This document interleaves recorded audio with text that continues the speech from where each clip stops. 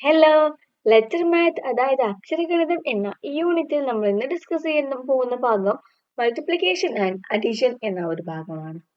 ഇവിടെ നമ്മളോടൊപ്പം ഇപ്പൊ നമ്മളടുത്ത് രണ്ടാളുകളുണ്ട്. ഒരാള് രവി, മറ്റാള് ലിസി. വിചാരിക്കുക ഇതാണ് നമ്മുടെ രവി, ഇതാണ് നമ്മുടെ ലിസി. ലിസിക്ക് മുടിയൊക്കെ ഉണ്ട് കേട്ടോ. ഓക്കെ, നമ്മുടെ രവിയുടെ കയ്യില് കുറച്ച് പൈസ ഉണ്ട്. ഓക്കെ, എന്ത് പൈസ എന്ന് വെച്ചാല് എന്താണ് ക്യാഷ് എന്ന് വെച്ചാല് 10 രൂപയുടെ 3 നോട്ടുണ്ട്. ഓക്കെ, രവിയുടെ കയ്യിൽ 10 രൂപയുടെ 3 നോട്ടും 1 രൂപയുടെ ഒരു നാണയവും ഉണ്ട്, ഒരു കോയിനും ഉണ്ട്.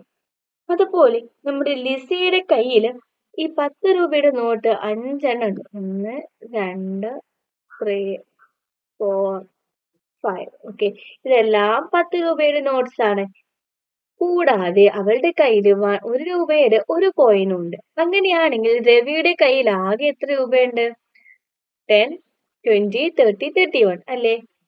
നമ്മുടെ ലിസിയുടെ അടുത്തോ 51 അല്ലേ? ഇങ്ങനെ നമ്മുടെ രവിയുടെ അടുത്തുള്ള ക്യാഷിനെ നമുക്ക് എങ്ങനെ പറയാം? ഒന്നുകിൽ 10 + 10 + 10 + 1 എന്ന് പറയാം, അല്ലാതെ നമുക്ക് എങ്ങനെ പറയാം? 3 × 10, 3 10, പിന്നെ അതിലേക്കൊരു 1 ആഡ് ചെയ്തു. അതിലേക്കൊരു 1 ആഡ് ചെയ്തു. അങ്ങനെ പറയാലോ. അതുപോലെ നമ്മുടെ ലിസിയുടെ അടുത്തുള്ളതിന് നമുക്ക് എങ്ങനെ പറയാം? 5 × 10 ചെയ്തിട്ട് അതിലേക്ക് 1 രൂപയുടെ കോയിൻ ആഡ് ചെയ്തതാണ് എന്നും പറയാം. ഇപ്പൊ ഈ രവിന്റെ ലിസിക്ക് പകരം നമുക്ക് ഇതുപോലെ ഇപ്പോൾ നമ്മുടെ അടുത്ത് നേരത്തെ നമ്മൾ ചെയ്തപ്പോ നമ്മൾക്ക് 3 10 രൂപ 5 10 രൂപയൊക്കെ അല്ലേ ഉള്ളത്. ഇനി നമ്മുടെ കയ്യിൽ 25 എണ്ണം 10 റുപ്പീസ് ഉണ്ട്. 25 എണ്ണം 10 റുപ്പീസ് ഉണ്ട്. ഒരു 1 റുപ്പി കോയിൻ ഉണ്ട്. ഓക്കെ, അങ്ങനെയാണെങ്കിൽ നമ്മുടെ കയ്യിലുള്ള ടോട്ടൽ പ്രൈസിനെ നമ്മൾ 25 × 10, 25 10 റുപ്പീസും കൂടാതെ ഒരു 1 റുപ്പിയും ആണുള്ളത്. 25 × 10 എന്ന് പറഞ്ഞാൽ 250 +1 = 251 റുപ്പീസ് ഉണ്ടെന്ന് പറയാം. ഈ പറഞ്ഞാൽ നമ്മുടെ കയ്യിൽ കുറെ 10 രൂപയുടെ നോട്ടും ഉണ്ട്, കുറച്ച് 1 രൂപയുടെ നോട്ടും ഉണ്ടെങ്കിൽ നമ്മുടെ ആകെയുള്ള രൂപയുടെ നോട്ടിന് ആകെ എത്ര 10 രൂപയാണുള്ളത് അതിന്റെ 10 രൂപയുടെ നമ്പർ ഓഫ് 10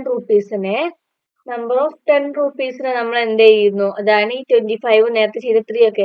അതിനെ 10 കൊണ്ട് മൾട്ടിപ്ലൈ ചെയ്തിട്ട് നമ്മുടെ അടുത്ത് എത്ര 1 രൂപയാണോ ഉള്ളത് അത് ആഡ് ചെയ്യാണ് ചെയ്യുന്നത് അല്ലേ? ഇനി ഈ ഒരു കാര്യം ചെയ്തില്ലേ, ഇതിനൊക്കെ പകരം നമ്മൾ ഈ 10 റുപ്പീസിനുണ്ടല്ലോ 10 റുപ്പീസ്, ആ 10 റുപ്പീസിനെ നമ്മൾ ടി എന്ന ലെറ്റർ കൊണ്ട് റെപ്രസെന്റ് ചെയ്യുകയാണെങ്കിൽ നമ്മുടെ അടുത്തുള്ള ക്യാഷിനെ നമ്മൾ എങ്ങനെ പറയാ? നമ്മുടെ അടുത്ത് എത്ര 10 റുപ്പീസ് ഉണ്ടോ അതിനെ ആ 10 റുപ്പീസ് ആയ ടി നമ്മൾ എന്തുകൊണ്ട് മൾട്ടിപ്ലൈ ചെയ്യണം? 10 കൊണ്ട് മൾട്ടിപ്ലൈ ചെയ്തിട്ട് പിന്നെ അതിലേക്ക് 1 ആഡ് ചെയ്യുക. അതായത് 10 റുപ്പീസിന് എത്ര 10 റുപ്പീസ് ഉണ്ടോ അതുകൊണ്ട് മൾട്ടിപ്ലൈ ചെയ്ത് 1 ആഡ് ചെയ്ത് നമ്മളെ കയ്യിലുള്ള ക്യാഷ് കിട്ടും. ഇപ്പൊ നമ്മൾ 10 റുപ്പീസുള്ള നോട്ട് എത്രയോ ഉണ്ട്. ഇപ്പൊ നമ്മുടെ കയ്യിൽ 1 രൂപയുടെ കോയിൻ ഒന്നല്ലേ ഉണ്ടായിരുന്നുള്ളൂ. ഇനി 1 രൂപയുടെ കോയിൻ 2 എണ്ണോ 3 എണ്ണോ 4 എണ്ണോ 5 എണ്ണോ ഒക്കെ ആവുമ്പോൾ നമ്മൾ എന്ത് ചെയ്യും? 10 റുപ്പീസിന്റെ നോട്ടിനെ അതിന്റെ എണ്ണം കൊണ്ട് മൾട്ടിപ്ലൈ ചെയ്തിട്ട് എത്ര 1 രൂപയുടെ നോട്ട് ഉണ്ടാവോ അതിനെ കൊണ്ട് എത്ര 1 രൂപയുടെ 1 റുപ്പീസിന്റെ കോയിൻ ഉണ്ടോ അതിനെ കൊണ്ട് ആഡ് ചെയ്യണം. അതായത് ഇപ്പൊ 1 റുപ്പീസിന്റെ കോയിൻ 1 × 3, 3 എണ്ണാണെങ്കിൽ 3 കൊണ്ട്, 4 എണ്ണാണെങ്കിൽ 4 കൊണ്ട്, 5 എണ്ണാണെങ്കിൽ 5 കൊണ്ടൊക്കെ ചെയ്യണം.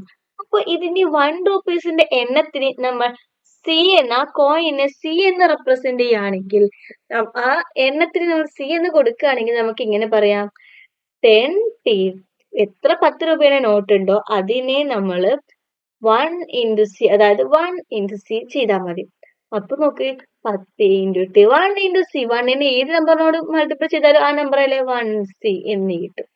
ഇങ്ങനെ നമുക്ക് ക്യാഷുകളെ അറേഞ്ച് ചെയ്തിട്ട് എഴുതാൻ പറ്റും. ഇപ്പൊ നമ്മുടെ കയ്യിൽ 1000 റുപ്പീസിന്റെ നോട്ട്സ് ആണെങ്കിൽ നമ്മൾ 1000 × ഇത്ര നോട്ട്സ് ആ നോട്ട്സിന്റെ എണ്ണത്തിന് നമ്മൾ n എന്ന് കൊടുക്കുകയാണെങ്കിൽ 1000 n പ്ലസ് ഇപ്പൊ 100 രൂപയുടെ നോട്ട് ഉണ്ടെങ്കിൽ 100 രൂപയുടെ നോട്ട് അത് എത്ര എണ്ണം ഉണ്ടോ അതിന് നമ്മൾ m എന്നും കൊടുക്കുകയാണെങ്കിൽ ഇങ്ങനെയൊക്കെ നമുക്ക് എഴുതാം.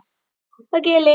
അപ്പോൾ ഈ ഒരു ക്ലാസ്സിൽ നമ്മൾ ഇത്ര കാര്യങ്ങളാണ് പറയുന്നത്. ഇതെല്ലാവർക്കും മനസ്സിലായി എന്ന് വിചാരിക്കുകയാണ്. Thank you.